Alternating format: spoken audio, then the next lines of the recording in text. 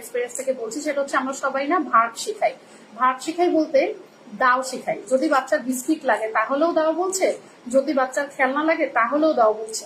তো সাধারণত যদি আমরা একটা বাচ্চাকে দাও শিখাই তখন যে প্রবলেমটা হয় যে আমরা না ডিফারেন্সিয়েট করতে পারবো না যে আসলে চাচ্ছে কি।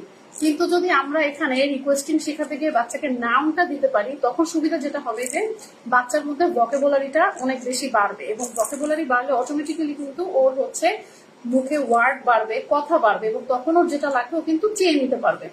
সো আমাদের হচ্ছে নাউনের জায়গায় ফোকাস করতে হবে, দাও না বলে বলটা শিখাতে হবে। এবং আর একটা কমন মিস্টেক করে ফেলি, সেটা হচ্ছে সাপোজ ধরেন কোন একটা বাচ্চা বল চাইতে পারছে, তখন যেটা করেন ম্যাক্সিমাম প্যারেন্টসরা বল আমি দিব না, কারণ ও তো বল চাইতে পারে, তাহলে আমরা একটা কাজ করি বলটা একটু পরে দিই, বলটা এখন চেয়েছে বলটা রাত্রে না দিয়ে কালকে সকালে দিই, টলারেন্স শিখাতে চলে যাই। কিন্তু যেটা মিস্টেক করে ফেলি কি দেখেন, আমরা হচ্ছে একটা বাচ্চা যখন চাচ্ছে তখনই, যদি এক্সপেরিয়েন্স থেকে বলছি, সেটা হচ্ছে আমরা সবাই না ভার্ব শিখাই।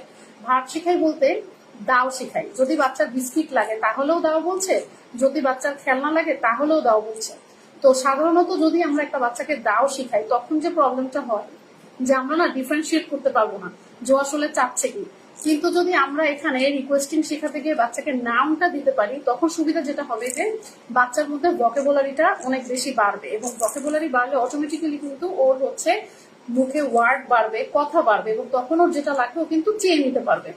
সো আমাদের হচ্ছে নাউনের জায়গায় ফোকাস করতে হবে, দাও না বলে বলটা শিখাতে হবে। এবং আর একটা কমন মিস্টেক করে ফেলি, সেটা হচ্ছে সাপোজ ধরেন কোন একটা বাচ্চা বল চাইতে পারছে, তখন যেটা করেন ম্যাক্সিমাম প্যারেন্টসরা বল আমি দিব না, কারণ ও তো বল চাইতে পারে, তাহলে আমরা একটা কাজ করি বলটা একটু পরে দিই, বলটা এখন চেয়েছে বলটা রাত্রে না দিয়ে কালকে সকালে দিই, টলারেন্স শিখাতে চলে যাই। কিন্তু যেটা মিস্টেক করে ফেলি কি দেখেন, আমরা হচ্ছে একটা বাচ্চা যখন চাচ্ছে তখনই যদি